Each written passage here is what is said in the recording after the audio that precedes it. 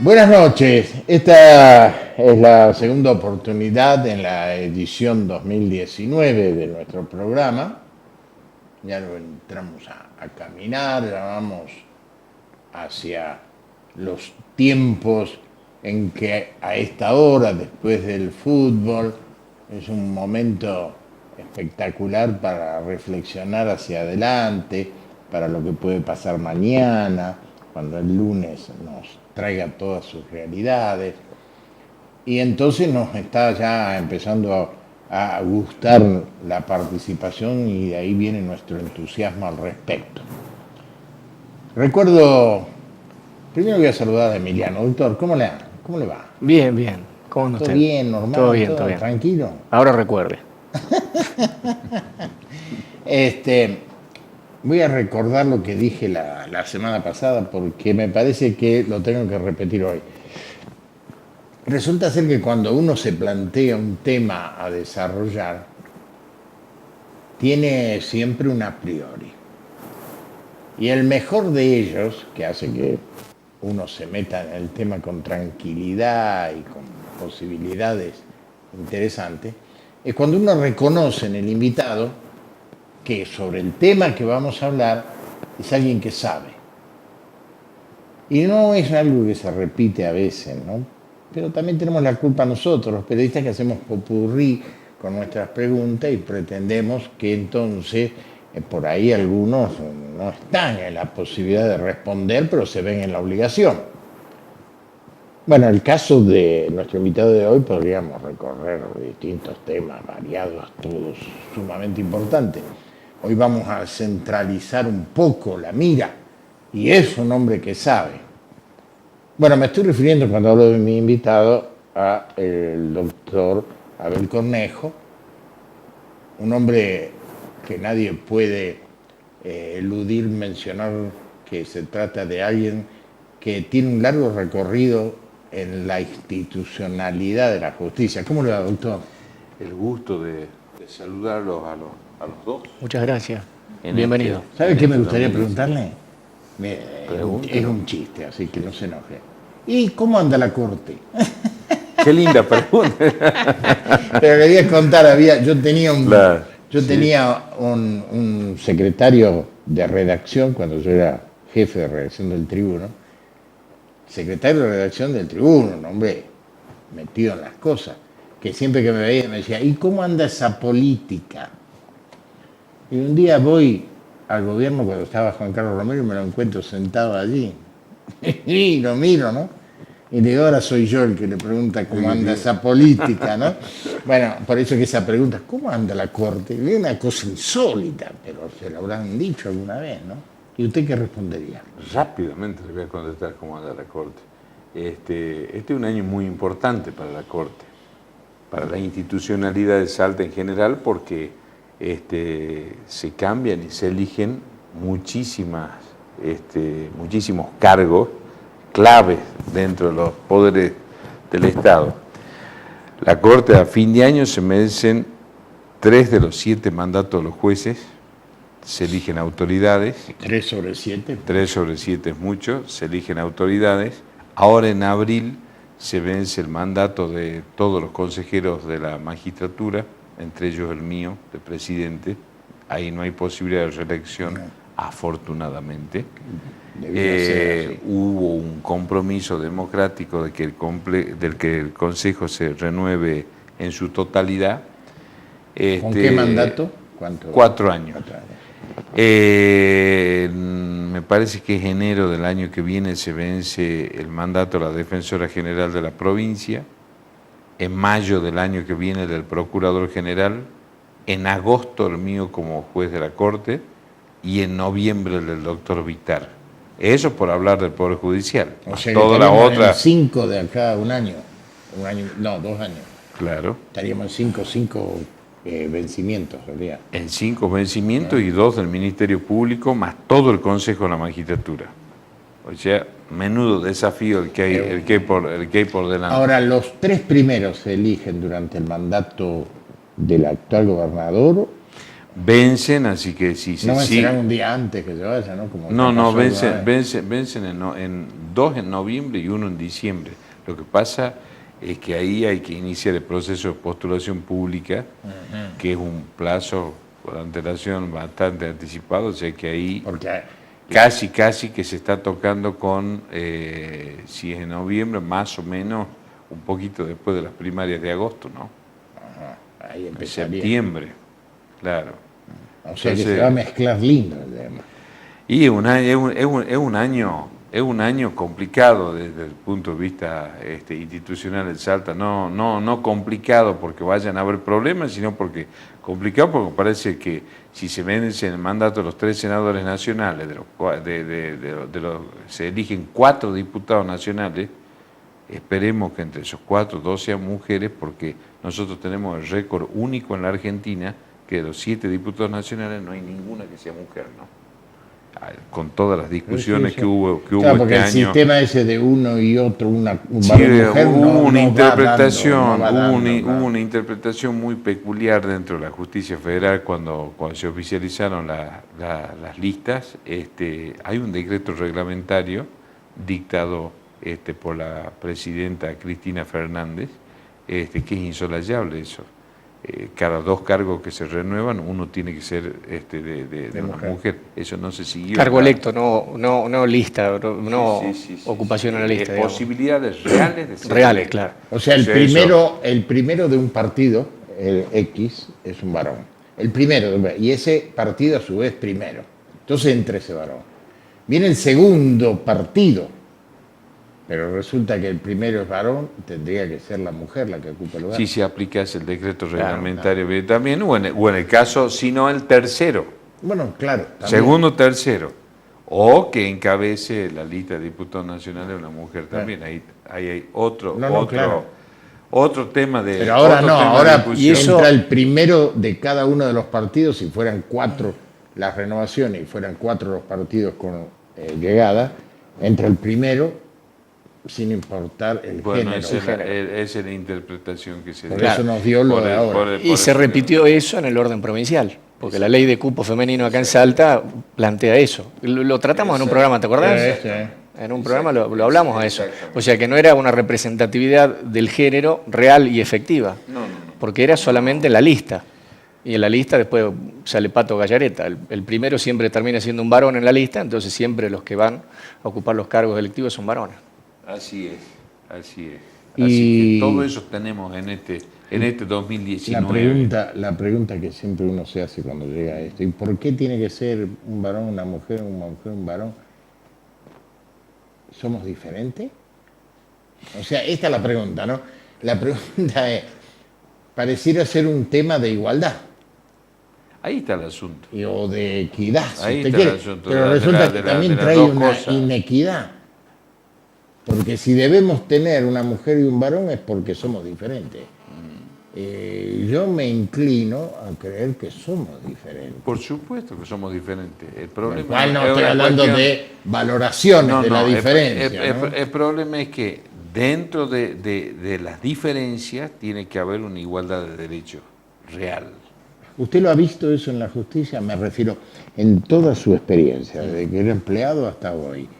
¿Usted ha visto diferencia de apreciación entre aquel que tiene que aplicar la justicia siendo varón o siendo mujer? ¿Usted ha visto esa diferencia?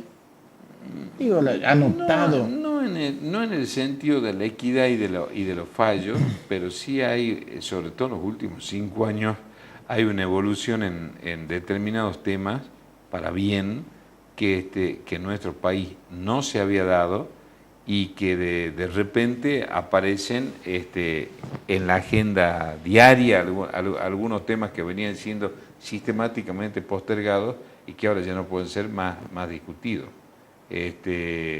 Faltaría a eso, más allá de las cuestiones de género y todo eso, un viejo aviso que yo paso cada vez que vengo a este programa, que es la creación de la Facultad Pública de Derecho de la Universidad Nacional de Salta.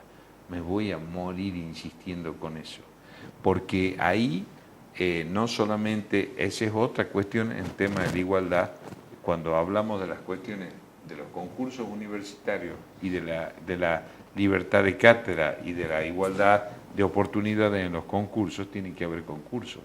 Claro. Y además del rol que tiene una facultad de Derecho pública en la formación de futuros funcionarios y magistrados del Poder Judicial y del Ministerio Público y de la Justicia Federal, que creo que es una mirada total y absolutamente diferente. Yo soy sea que el una juez... universidad pública y la verdad es que... A ver, el juez comienza a ser juez el primer día que entra a la facultad.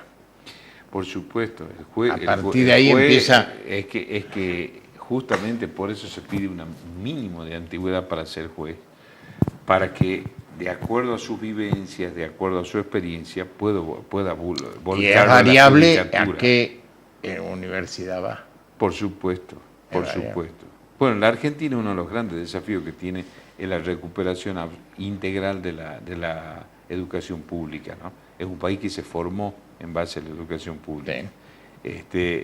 Cuando la Argentina fue un gran país, que lo fue, se construyó y aparte es el primer nivelador social de educación pública. Sí. Pero bueno, ahí hay toda una apuesta por delante que hacer, entre ellas, por una de las razones del tema que me invitaba hoy, ya vamos a hablar alguna en su momento sobre las currículas educativas también, ¿no? Ajá. Y sus contenidos. Y fíjese usted que eso que estamos abordando, el tema de la gratuidad, o sea, la universidad pública, la educación pública o la educación arancelada, es un tema eminentemente político y es un tema que corta transversalmente la historia política argentina. ¿Por qué? Porque los dos grandes movimientos políticos argentinos, la Unión Cívica Radical y el movimiento justicialista, el Partido Justicialista, el peronismo, asentaron parte de su historia dentro de nuestro país en tanto y en cuanto participaron bregando por la educación pública. La reforma universitaria de los radicales, el peronismo con la educación pública y el acceso a la universidad de todos los ciudadanos. Entonces, ¿qué es lo que está pasando ahora? La respuesta, a mi modo, es muy sencilla. Estamos en un cambio epocal signado por la política impartida desde el gobierno nacional. Y en orden a eso también hay que acordarse que, sobre todo a principios del siglo XX, un partido que quedó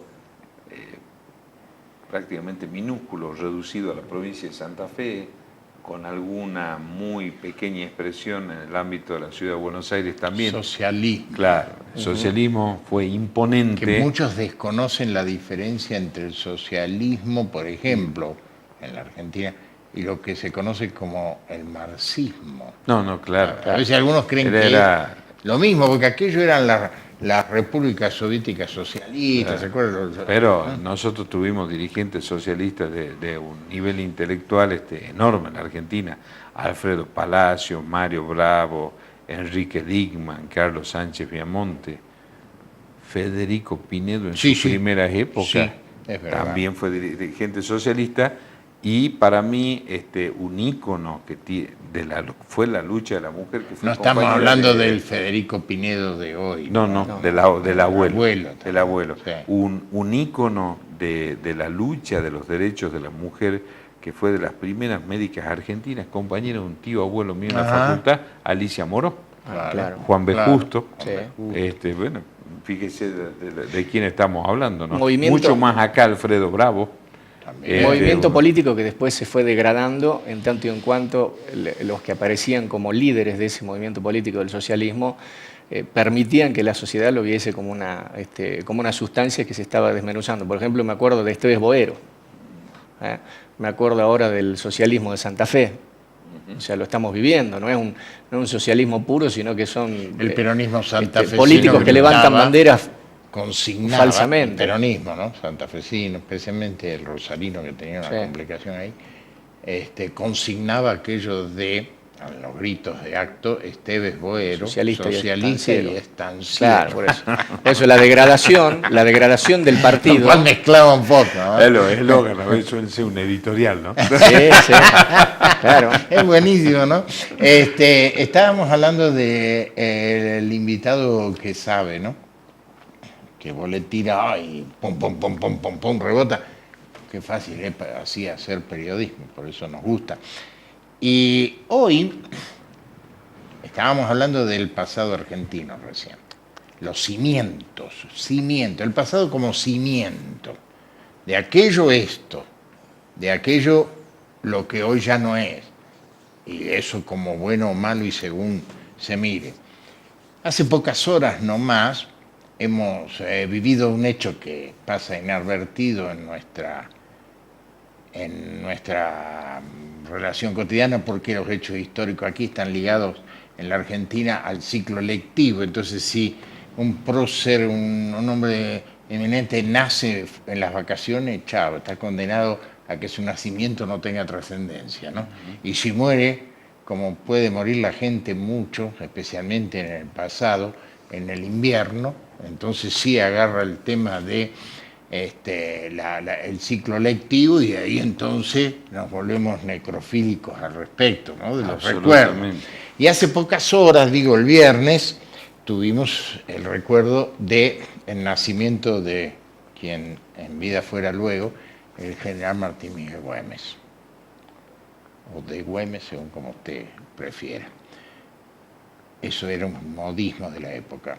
Y quien hoy está ocupando este lugar trascendente en la Corte, quien es un hombre que tiene una participación en Salta más que reconocida, tanto en la justicia federal como en la justicia local o provincial, es un especialista en el estudio de vida, obra y demás de Güemes. Ha escrito, sigue escribiendo al respecto, se ha documentado y ha convertido sus notas y su libro en un lugar más de la documentación profusa que hay sobre Güemes, y queríamos hablar un poquito de eso.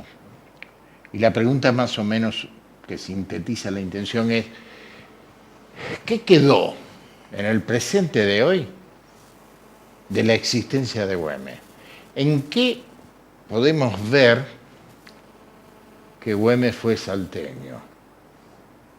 ¿En qué podemos ver que fue argentino? ¿Dónde está el legado? Más allá del conocimiento, ¿no? El legado. ¿Quedó algo de Güemes en la salteñidad de hoy? Esa es una pregunta fascinante y provocadora. Sí, claro. Fiel a su estilo. No, Muy me la bien hizo eso. él me dijo que la hiciera. Ahí hace justamente unas horas yo publiqué primero en un portal de internet y después en un diario de gran tirada, porque no se debe pasar archivos por televisión. Ya me han enseñado esto, entonces no digo nada. Pero de lo que hay que plantear son dos cosas ahora, a propósito de esta pregunta. De aquel Güemes a hoy, lo que debería haber quedado, que es la acción y el pensamiento, queda poco, muy poco. ¿Qué es lo que queda actualmente? Pequeños cenáculos o grupos refractarios mínimos que han reinventado una figura hacia una suerte de conservadurismo ultramontano que está muy bien para el turismo. Los desfiles, fíjese que cuando yo veo pasar los desfiles del 17 de junio, por ejemplo, Sí. piense usted que los gauchos, si se hubiesen vestido así, Güemes hubiese estado feliz, no solamente por la elegancia, sino porque estaban vestidos. Claro. Porque estaban vestidos. Primera cuestión. Otra cuestión de las deformaciones. Apenas uno piensa que vendrían. Usted me ha contado, ¿no?, que tiene un nieto gaucho, entonces yo quiero, le vamos dirigido a él, a ese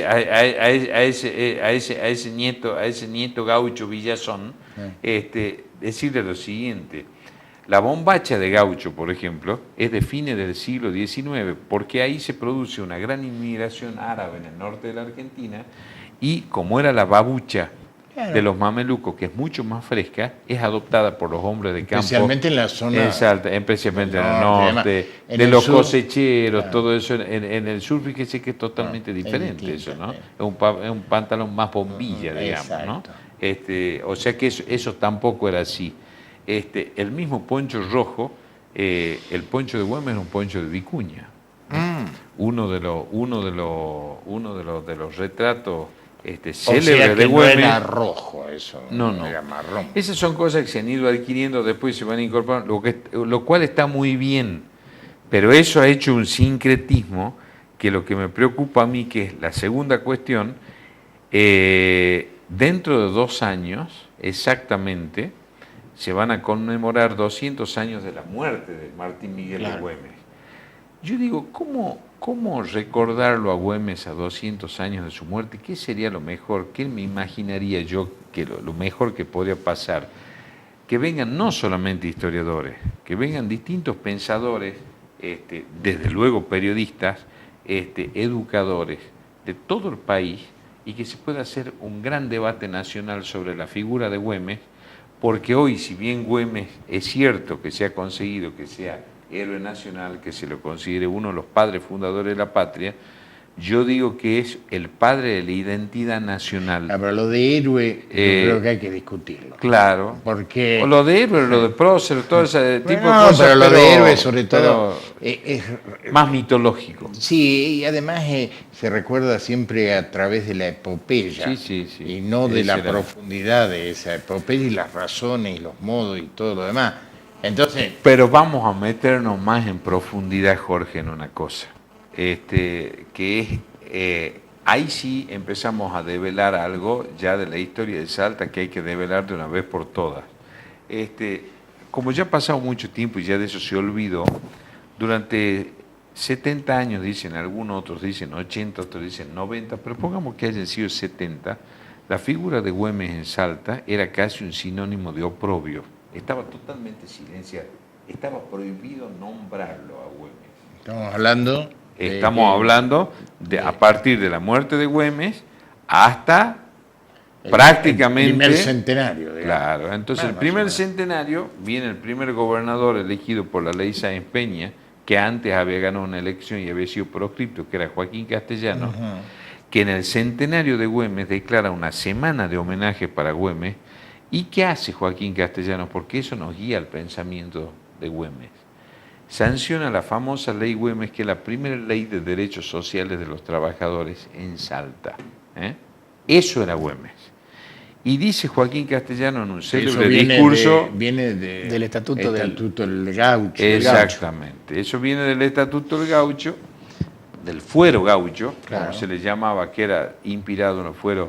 Algunos dicen los fueros de Vizcaya, otros los fueros de Castilla, otros los de Aragón, pero ¿qué pasaba? Al no tener circulante, no tener con qué pagarles a los gauchos las acciones de guerra, Güemes empieza a repartir pequeñas parcelas, porque además él consideraba que en el arraigo, en la productividad y en la dignificación de quienes habían luchado, estaban construyendo una nación, claro, que era lo que los enemigos de Güemes más le criticaban, cuando decían, ¿por qué no organiza institucionalmente Salta? Y Güemes contestaba, porque primero es la patria. Entonces él tenía esa concepción, que además era una concepción confederal. ¿Cuándo hubo confederación en la Argentina? Con 2 presidentes, Urquiza y Derqui, y después vino un furibundo mitrismo que nos contó otra historia, y ahora actualmente estoy escribiendo la vida del coronel Jorge Enrique Witt, que es un personaje legendario y mítico. Todos saben que existe porque hay una referencia histórica en la ciudad a través de la calle. Segundo nombre que aparece cuando uno se para frente al monumento a Güemes y ve ahí en el pedestal, Witt. No sabemos Nadie bien. sabe por qué. Bueno, Witt, que fue nada menos que un granadero que peleó en Waterloo y desemboca siendo el hombre de consulta estratégico de Güemes, porque evidentemente era un militar de carrera, nacido en Estrasburgo, en Francia, en la región de Alsacia. ¿Fue heredero del mando o no? Bueno, Güemes, en lecho de muerte y en artículo mortis, a pesar de todos los capitanes que tenía a su alrededor, que era gente de peso, confía en Vid en que expulse a los lo españoles. Juramenta incluso, dice la historia. Así es, ¿no? y le da su sable. Bajo juramento. Lo interesante de eso es la persecución posterior que sufre Vid después de cumplir ese legado. Y vive 2 años casi de zozobra. Hay un intento de asesinato respecto de Vid. ¿Y usted sabe por qué lo querían matar a Vid? Vid custodiaba una serie de documentos que lo había dejado en la casa de la madre de Güemes, en un campo que tenía en Los Sauces, en lo que es hoy Departamento General Güemes. Tenía un pequeño baúl donde habían papeles, correspondencias e instrucciones militares de Güemes, o sea que eran de un valor histórico incalculable. Todo se quemó, le incautaron eso, trataron de matarlo camino a Catamarca, fingieron que le iban a pagar una recompensa, porque se considera que Vid es una de las pocas personas que siguió a ultranza el legado de Güemes, y se había desatado una puja política imponente tras la muerte de Güemes, ¿no? Entonces, por eso cuando me preguntan a mí, ¿qué queda de Güemes? ¿Y por qué yo digo que es el padre de la identidad nacional argentina? Porque en 1815 en adelante, cuando Güemes asume como gobernador de Salta en forma casi plebiscitaria, y los gobernadores se designaban desde Buenos Aires por imperio era el estatuto de 1811 que imponía eso, es el primer gobernador en realidad electo por el pueblo de su lugar.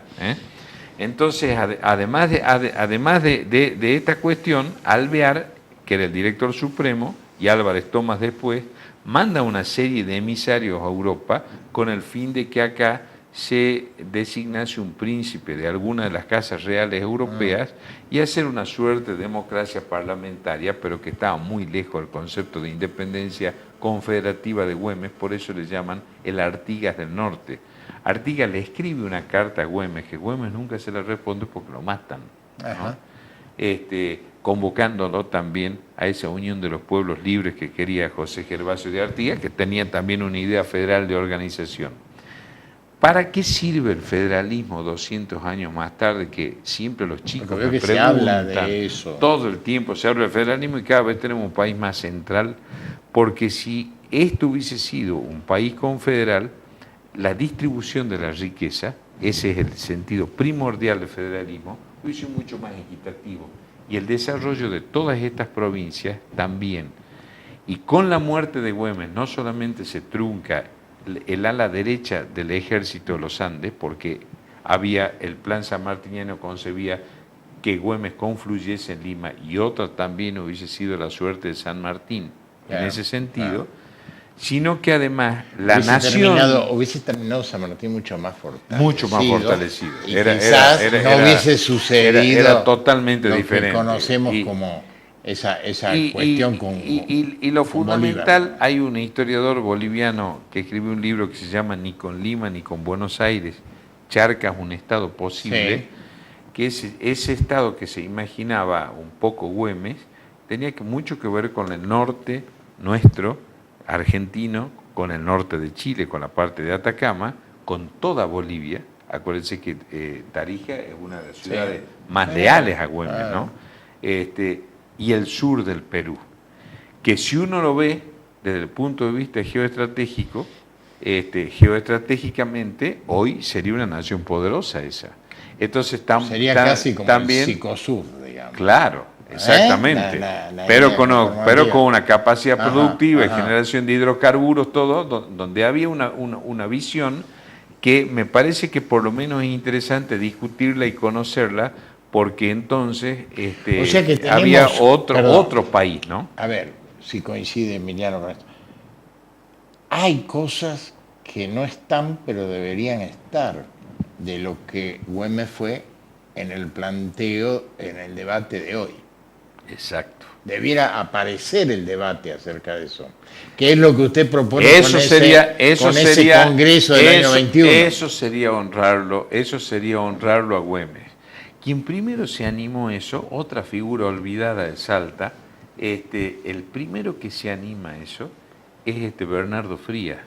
La historia de Frías es casi, hablando de epopeya, una proeza, yo diría. Tarda casi 17 años en publicarla hasta que un congreso empieza en 1906, con una impronta, una gran discusión en el Congreso de la Nación, un gran debate encabezado por Ángel Justiniano Carranza. En 1927 se hace un Congreso Nacional de Historia en Jujuy y justamente Joaquín Castellanos ya había dejado de ser gobernador de Salta, a pesar de no ser del signo político de Frías, dice que la obra de Frías es la primera obra de historia argentina desde el interior hacia Buenos Aires, ¿no? Y uno cuando lo lea Frías puede no coincidir en algunas cosas desde el punto de vista ideológico, pero sí es maravilloso la lectura que tiene sobre la época, sobre la organización, y nos muestra a Güemes algo que no sé por qué se le niega como si fuese algo menor, que creo que es el mayor capital, sin desmerecer un ápice su figura como militar, como combatiente, como un gran revolucionario, o como dice Castellano en Güemes ante la historia, un socialista avant la lettre, porque él incorpora a hombres, mujeres y niños en la guerra gaucha. No es que las mujeres eran solamente su aparato de inteligencia, hay gauchas que van y que pelean, como fue Juana Zurduy en el Alto Perú, el actual Estado Plurinacional de Bolivia. A Juana Zurduy no se la contaron, perdió 4 hijos durante la Guerra de la Independencia. Acá hubo miles de gauchas anónimas porque era todo un pueblo en armas, pero todo un pueblo en armas puede seguir y enfrentarse a la lucha desde la miseria más absoluta cuando hay un líder conductor que inspira, y que José María Paz, para denostar la figura de Güemes en sus memorias póstumas, fíjese, hace una cosa muy curiosa porque lo critica a Güemes, que dice que es un demagogo y un tribuno de la plebe. Dice que es gangoso, pero dice que con su verba inflamada lograba adormecer la voluntad del pueblo, adormecer, ¿no? Y entonces lo extraordinario de Güemes es que es el primer líder conductor político que hay en lo que después sería la República Argentina, y cuando se inician todas estas negociaciones que digo y se empiezan a apagar las soflamas de la Revolución de Mayo, Güemes cree que nosotros teníamos que declarar a como dé lugar la independencia. Por eso yo digo que es el padre de la identidad nacional argentina. Eso es lo que hay que discutir y lo que hay que enseñar. Y participa difundiendo el Congreso del 16 de Tucumán, ¿no? Absolutamente. Él difundía en sus proclamas. Absolutamente. Las ideas, las cosas que se Juan debatían. Manuel Güemes, que es su hermano... Tenía un condiscípulo, sería de escuela, que era un nombre olvidado también, que es aquel que se recuerda con una calle de una cuadra. Pacheco de Melo. ¿Cierto? Claro. Que es donde está nuestra radio, es Pacheco de Melo, que la gente dice, ¿quién será tiene una curiosidad Güemes con Pacheco de Melo. Pacheco de Melo era mayor que Güemes, pero es quien lo induce a Güemes a la lectura de Kant y Descartes. Nada menos. ¿No? Pero era un sacerdote, era un sacerdote que fue muy amigo de Güemes. Sí. Lo que le quería decir es que el hermano mayor de Güemes, que era abogado... Perdón, vamos a aclarar. Era un sacerdote que fue un congresal de Tucumán. Y aparte de un enorme volumen intelectual, claro. Desde ahí usaba a Güemes para noticiar. Exactamente, ¿no? Exactamente. El hermano de Güemes le manda una carta a José Ignacio Gorriti, que es el diputado por Salta, junto con Mariano Boedo al Congreso de Tucumán, diciéndole, no importa, dice la carta, me hace gracia, pero dice, no importa que se imponga al Inca o no, porque Belgrano había tenido una reunión en ese momento proponiendo que si no era un príncipe europeo... Güemes, a pedido de casualmente de Pacheco de Melo, lo promocionó el tema. Sí, dice que sea el Inca o no, pero que se declare la independencia. Claro. Ahí está. Y después él pide que se haga un congreso en Catamarca, que después se lo quiso menospreciar a ese congreso, como diciendo que era un congreso para rearmar las tropas del norte, y en realidad era un congreso netamente federal, ¿no? Hace un ratito hablábamos de Juana Zurduy y yo me quedé pensando, porque ahora, en la actualidad, la coyuntura argentina indica que, y tal vez la coyuntura mundial, a veces nos pone frente al nuevo paradigma, que sería la cuestión de género, la participación de la mujer en los temas importantes de la sociedad. Pero a la pucha, si fueron importantes aquellas mujeres, Juana Zurduy, me acuerdo en Brasil, Anita Garibaldi. ¿Y qué es lo que ha pasado?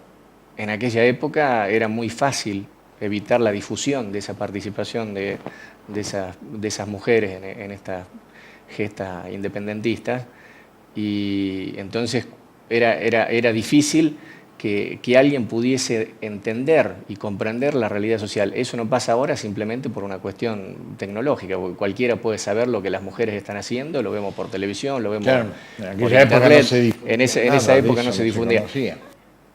Además de las que mencionamos ahora. Las tropas de Belgrano llegan al norte acompañado de una gran cantidad de mujeres, ¿no?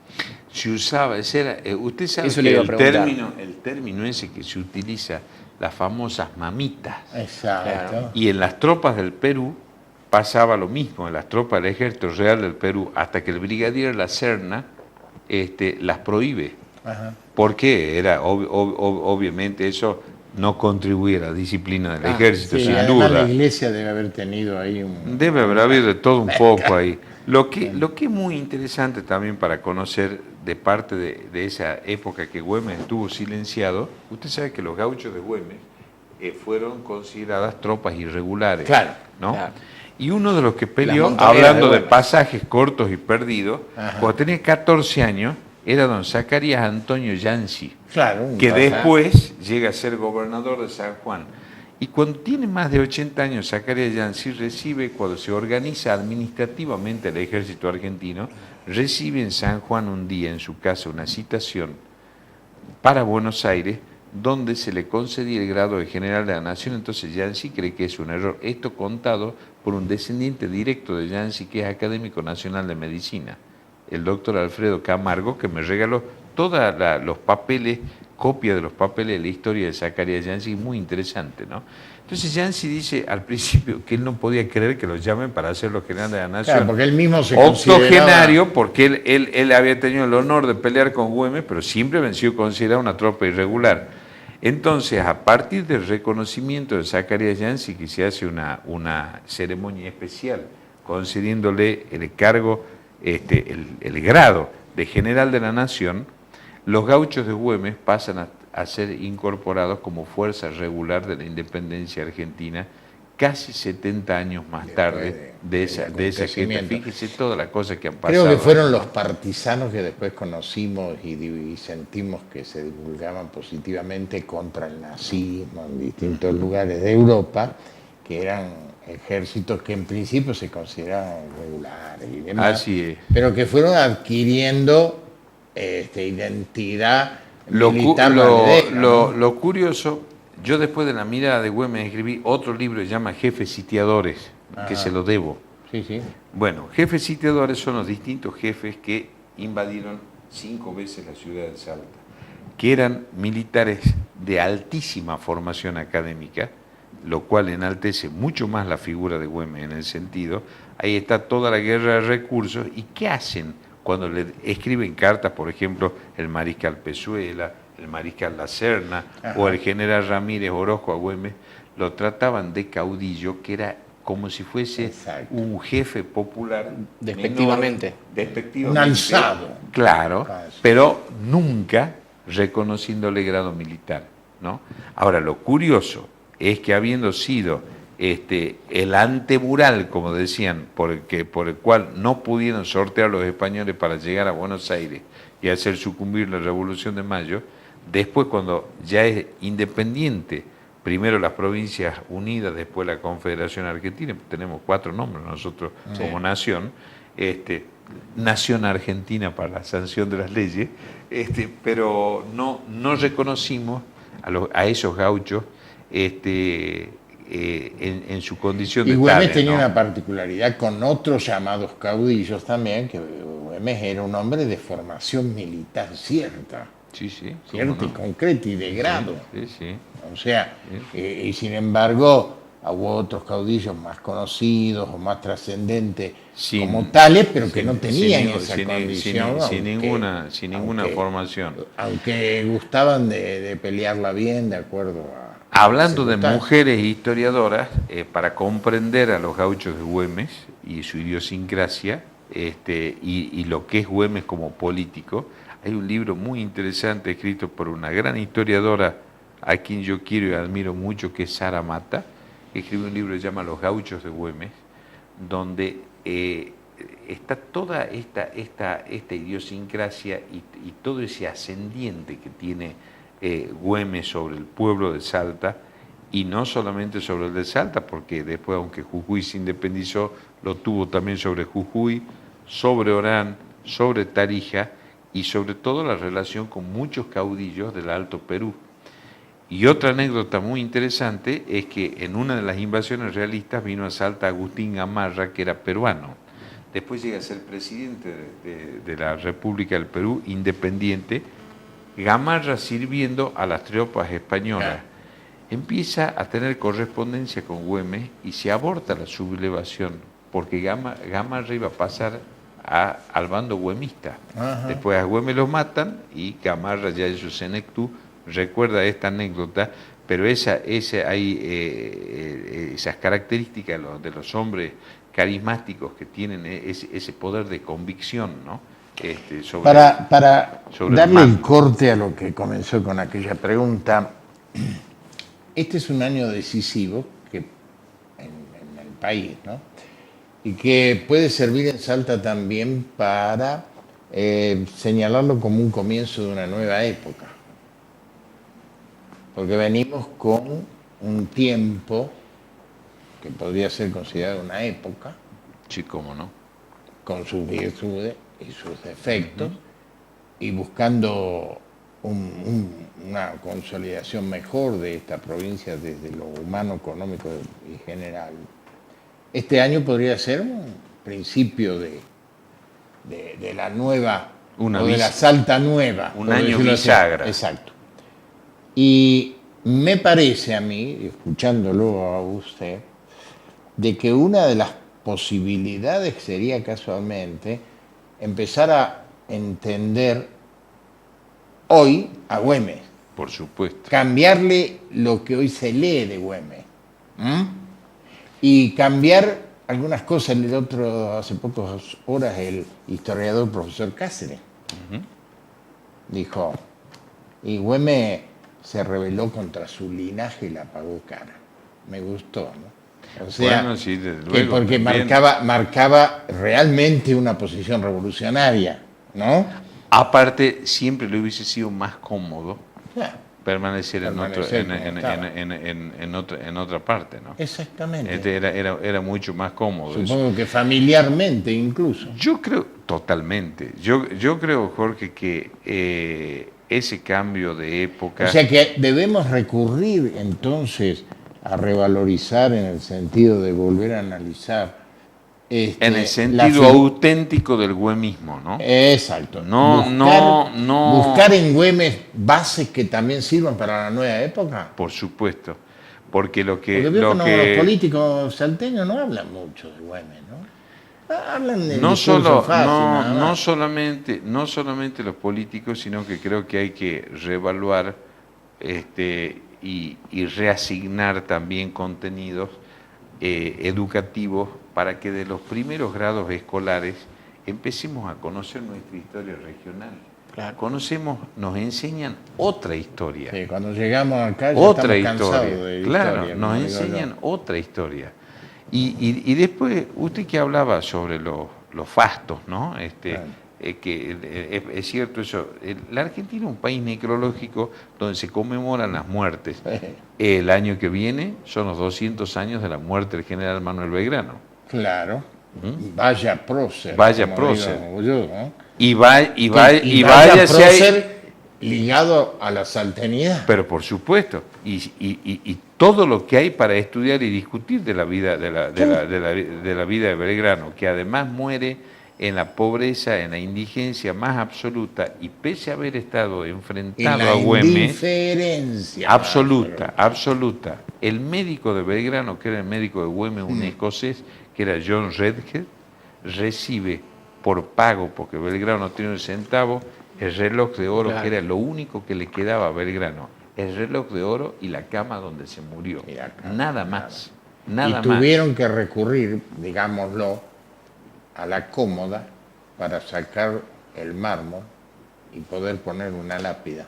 En la que tiene Santo Domingo, exactamente. No me diga que no es significativo eso, ¿no? Y significativo y tremendo, ¿no? Y tremendo. Entonces lo que creo que el cambio epocal se va a poder dar para que sea positivo, que haya discusiones e inquietudes intelectuales en una nueva dirigencia que tiene que surgir. El nuevo gobierno surgido de las elecciones de este año al fin del año debe empezar a recordar el año 21.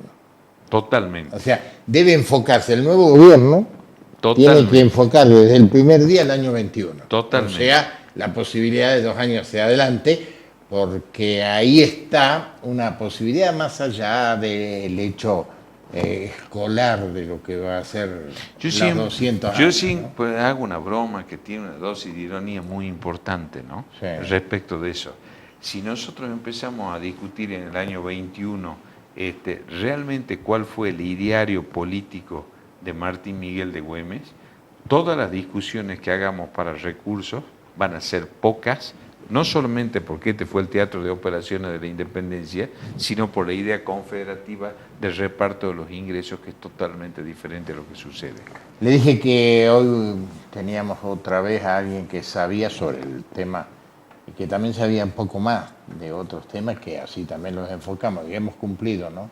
Creo, en el sentido de traerlo a él fue el protagonista, pero yo me animaría más, ¿no? Este programa, sacando las partes que nos corresponden tanto a Emiliano y a mí, debiera ser un compendio para empezar a decir, che, y si empezamos a hablar de historia con este lenguaje en nuestros colegios y demás, y ponerlo como ejemplo. Este es un programa que hay que guardarlo y decir, esto es un modo, una forma nueva, en el sentido de que no es tradicional, a eso voy, de enfocar algo que tenga que ver con esa historia que mira hacia el futuro, no hacia el pasado, aunque parezca algo paradójico, cierto, decirlo así de la historia, que uno siempre cree que mira hacia atrás.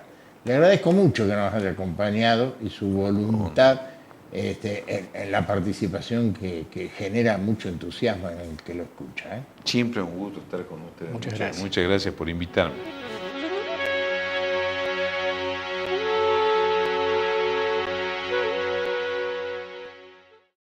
En nuestra ciudad siempre hay obras.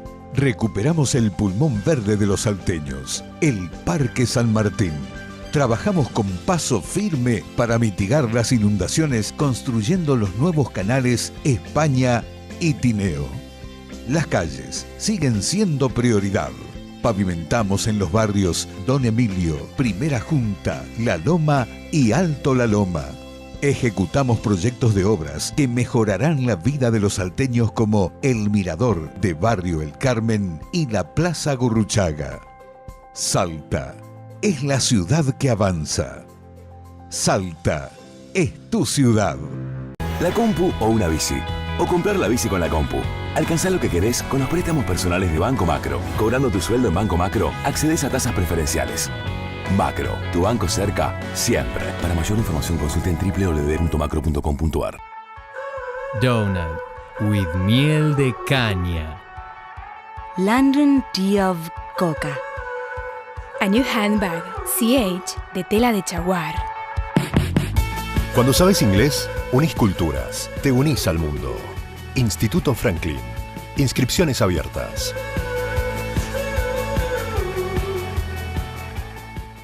nos cuidemos del hantavirus.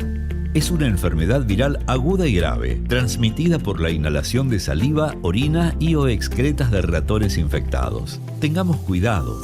Ante síntomas como fiebre, dolores musculares, abdominales y de cabeza, escalofríos, náuseas, vómitos, diarrea o falta de aire, acércate al centro de salud más cercano.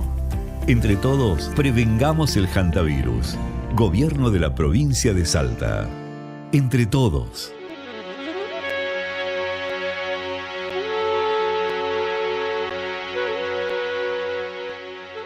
Interesante la visión que nos trae el doctor Cornejo sobre el tema Güemes, revalorizando, pero cuando se llama revalorizar se dice, bueno, mirémoslo desde otros valores. Claro, ¿no? Interesante en realidad fue la pregunta que le hiciste al comienzo, porque esa pregunta base fue la que le permitió a él ir caminando toda la entrevista prácticamente sin ser interrogado nuevamente. Claro, la pregunta un poco atrevida, un poco irreverente, ¿qué quedó de Güemes hoy?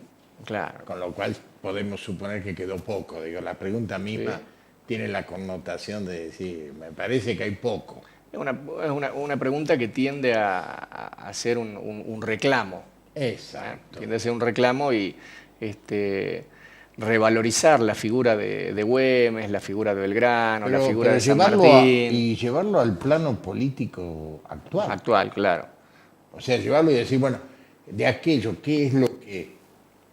Y hoy hablábamos con el doctor Abel Cornejo sobre ese tema, pero de una charla que yo tuve el viernes con el historiador Cáceres, que es un historiador que tenemos el orgullo de que sea parte de la programación de nuestra radio, y él me decía casi lo mismo, dice, hacia el 21 tenemos que ir con la cuestión regional, llevarlo a Güemes, no como una propiedad de cierta salteñidad, apoderándose de la trascendencia de su muerte, sino por el contrario, llevarlo a la región, porque Güemes fue un tipo regional. Sí, y no solamente la región... Y esa región tiene un valor en sí misma. Dentro de solamente la región dentro de lo que es actualmente la República Argentina, sino la región, la gran nación sudamericana. Claro, países limítrofes. Claro, porque personajes como Güemes, verdaderos próceres, han evitado casualmente que el imperio español pueda llegar a expandirse y hubiesen... Es el famoso tema de las nacionalidades, claro, ¿no? Que surgen en contra de las colonias, ¿no? La nacionalidad que surge y que está en nuestra historia, pero a veces no lo encontramos en el asidero. Eso me decía Cáceres. Tenemos que ir hacia el año 21, decía él, con una gran festividad de nacimiento, que ahora no hay, ¿viste? Que no hay, sí. ¿no? Aunque más no sea que lo hagan con una intención turística, me dijo, porque es tiempo de turismo. Claro, sí, los escuchaba Entonces, el viernes a la mañana. Se puede largar. Y yo digo que más allá de eso, habría que meter a Güemes en los cánones que tendría que tener la Salta Nueva a partir de este año con el nuevo gobierno y todo lo demás. Pero ahí está la palabra, la Salta Nueva. Sí. Para retornar a Güemes, aunque sea algo que pueda llegar a parecer como paradojal o contradictorio, para retornar a la historia que significa Güemes, hay que hacerlo pensando en el futuro. Pensando en el futuro es lo que yo afirmo con respecto a eso, ¿no? Yo estoy de acuerdo con eso. Porque si no, lo vamos a ir convirtiendo en el tiempo en una página de un libro. Sí. Y no en la vida cotidiana. Y entonces quedará una imagen de un gaucho desfilando en algún lado. Yo veía en un festival folclórico muy conocido de la Argentina, de Córdoba, el otro día, aparecer una tropa salteña, digamos, con caballos peruanos. Y ya el solo hecho de aparecer un caballo peruano marca de la trascendencia de la región, Claro. de la región, porque ese caballo no está en otros lugares y viene desde, justamente, el nombre lo indica, de Perú. Y yo decía, ese gobernador que desfiló en Cosquín vestido de gaucho de Güemes, ¿qué parte de Güemes tuvo que ver con su gobierno? Claro. ¿Cómo plasmó ¿Dónde está? los ideales de Güemes ¿Dónde está? en su día a día al frente? ¿En qué parte? De la gestión? Solo en tratar de sostener circunstancias conservadoras, usar un Güemes hacia el pasado y nunca hacia el futuro, ¿no? Entonces, ese orgullo que parecía tener de desfilar de la forma que desfilaba, junto con los demás que estaban, que no sea un pase circense. Sí, por eso. Que no sea un pase Me circense. parece que la utilización que se ha hecho de Güemes, y acá en Salta principalmente, ha sido más como un ícono decorativo que como un referente de verdaderos ideales emancipatorios. El próximo gobierno tiene que plantearse el año 21, que serían 2 años justo después del mandato, del curso de mandato, tendría que planteárselo con 2 años de debate al respecto, de la gente que se ocupe de eso, no sería el tema principal, pero sí un tema fundamental, fundacional, yo diría incluso, más que fundamental, fundacional de aquella Salta nueva que se pretende, después de un tiempo que tendrá su historia y algún día se dirá con cabalidad si estos 30 últimos años de hoy para atrás fueron valiosos, no fueron valiosos, para qué sirvieron. Claro, pero ¿cómo se hace ese análisis de lo que podría ser una comisión que especial para llegar a plasmar lo que había sido en época de Güemes, la idea de Güemes a partir del año 2021? Sin el compromiso directo de quien tiene la lapicera, que es el gobernador, no se puede. Señores, vamos a regresar el próximo domingo, como siempre, por este canal, a esta hora, y con estas características. Creemos que vale la pena. Será entonces hasta la próxima semana, hasta el próximo comienzo de la próxima semana. Gracias.